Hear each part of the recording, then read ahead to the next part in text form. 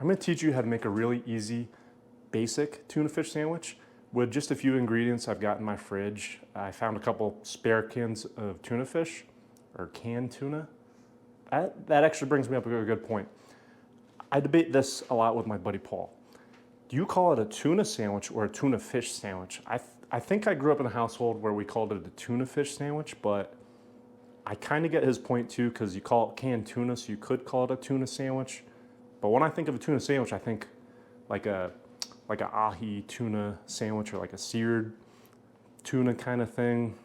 I don't know, but I am curious, so let me know in the comments below what you call it. Past that, with the canned tuna in my cabinets, I'm gonna make this pretty easy sandwich. We're gonna use some pretty basic ingredients, you know. I like this brand, Wild Planet. Sometimes I get the canned salmon, but it was double the price of tuna, I think, at the time. So I'm using a couple cans because I'm making it for my wife as well. I'm using Dave's Killer Bread. I like this stuff a lot. I always keep my bread in the freezer. I take it out, I'll throw it in the toaster to heat it up. It comes out way better, and it keeps a lot longer, a lot fresher. Now, I usually use white onion or yellow onion. I've got a green onion that somehow lasted for my trip to Florida. I think I wrapped it pretty good. Anyways, green onions, I love them. Use them in a lot of stuff. Then I'm just using some basic salt, cracked pepper, mayo, the good mayo. Shout out Hellman's. Spicy brown mustard. Typically I'll use like Dijon or something a little nicer. Now, star of the show today, for me at least, my mom made these really tasty bread and butter style pickles, fresh from her garden. She canned them and everything. I think from 2022. Tastes super good. If you can get fresh pickles, totally recommend it. If not, all good. You can use relish or whatever you got in your fridge, right? That's the whole point of the sandwich. Make it really basic, really easy, and the simpler the better, honestly. First off, we're always gonna wipe the top of any cans. This comes to anything. Since usually the way you store food is obviously stack them, but sometimes critters will crawl over top, so you wanna give it a quick wipe. You don't have to really scrub it down too much, but at least a quick wipe. Makes me feel a little better at least. Open up both our cans and we're gonna dump the excess water in the sink. A lot of times my wife will take the tuna juice, pour it into a little container, and freeze it for our dog. I don't know if I'll do that today, to be honest. Don't tell her though. Nothing crazy big because we're only doing 2 cans, but definitely get a bowl bigger than you think. Otherwise you're gonna get tuna all over your kitchen space. And as you know, tuna, seafood in general, can kind of stink if the juices get everywhere. Obviously we're gonna clean up the area anyways, but if you miss any spots, it's gonna stink. Quick trick, clean out your cans, dump them out into the garbage or the sink or whatever, and then throw them out. All you need to do is give them a quick rinse at least. It'll stink up a little less in your trash. But after you do this, make sure you be careful doing this too. Close the can like this, and if you can, kind of give it a little crunch, you know? Just enough so this top lid can't come out because it's very, very sharp. I've had it happen before where some idiot left a number 10 can with those really big kitchen cans. They left it like this in the trash can. It ripped open the trash bag when I was going up these flight of stairs on the back of a ship back when I was in the Coast Guard, right? Really big waves in the middle of the Gulf of Alaska.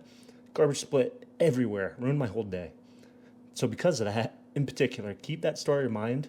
Clean out your can, crush it up. Don't ruin somebody's day. All right, we're gonna put our tuna to the side. We're gonna give the onions a little dice or chop, whatever. Nothing too crazy. Also, you wanna make sure you wash these veggies. Really wash any veggie before you use it. We're gonna put our green onions directly in with the tuna. Now, just eyeball it. Depending how many pickles you wanna use. I'm gonna use probably a couple scoops, so whatever that might be. And we're gonna give just really a rough chop to these. Doesn't matter too much, you just want it to be a nice bite within the tuna salad. You can also top your tuna sandwich with pickles obviously as well, like whole pickles. But for this, I'm just gonna chop it up. Same thing, these go directly in with the tuna salad. And clean up our workstation a little. Remember, it's always important to clean as you go. It makes your life in the kitchen way easier. As much as you might like spending time in your kitchen, making your life more efficient in the kitchen means you can make better meals. Just makes sense, right? We're gonna heat up our frozen bread in the toaster oven just until it's warm through. I'm gonna heat it up a little past warm through so it's a little bit toasted, right? Now we do this before the condiments because as that bread is getting toasted, what are we doing? We're mixing up our tuna salad. It's all about being an efficient cook in the kitchen, right? Time management. So by the time the bread is toasted, ready to go, our tuna salad should be ready, and we should even be able to clean up our workstation before. We'll see if I can do it. All right, we're gonna throw in our frozen bread into the toaster oven. Probably do like 3 minutes on these. If they need a little longer, we'll see how they do. But I love toaster ovens. I use this thing all the time. As you can see, it's really dirty, so forgive how dirty it is. You don't really have to have this on bread. You don't have to make a sandwich out of it. Sometimes I'll get the big flour tortillas from the grocery store. I'll make wraps out of them, hot or cold. If you're doing it hot, throw a little cheese in there, heat them up nice, and it's kind of like it's really a tuna melt, but as a burrito. So it's a tuna burrito melt, maybe? No, I guess that's a wrap. Yeah, I guess that's more of a wrap. Although, another hot take. What is the difference between a wrap and a burrito? My version is a wrap includes lettuce or some kind of cold element to it that would be weird in a burrito.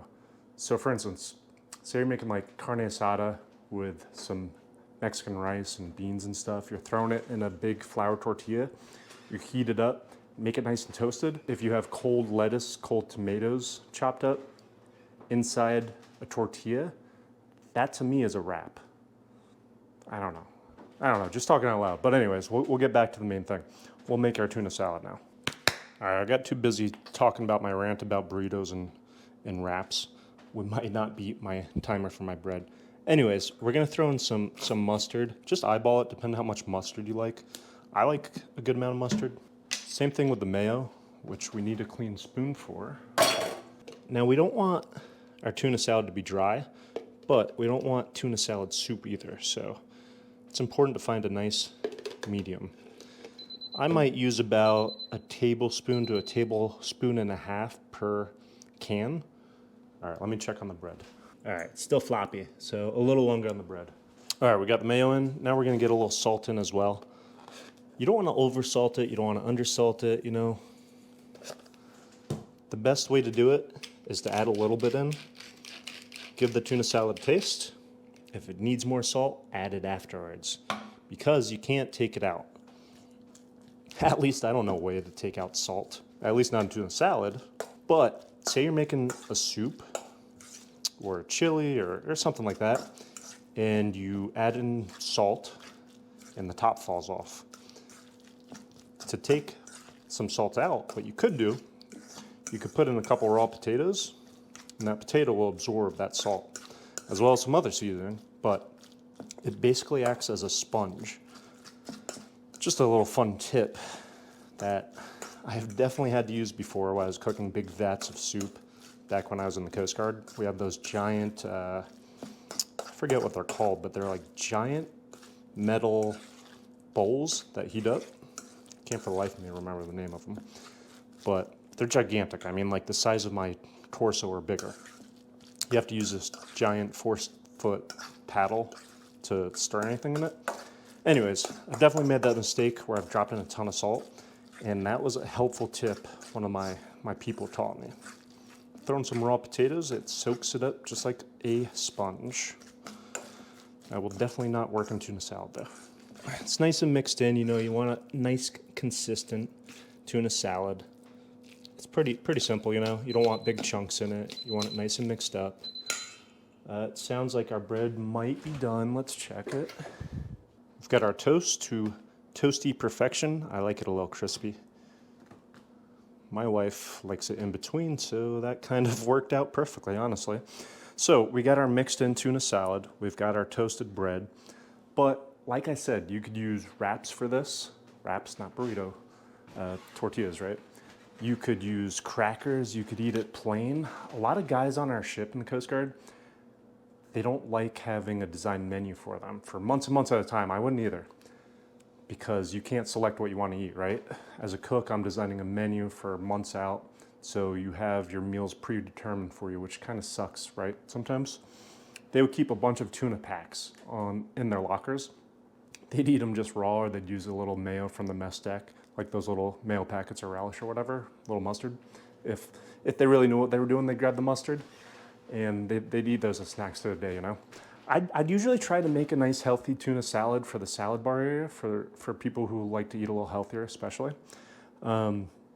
Anyways, we're gonna make these sandwiches now real quick. You could probably fit about a can on each sandwich or so, but I try to keep in mind my wife is about half my size, if not less than half my size. So I'll probably do a little more than a can on mine and do a little under a can for hers, give or take.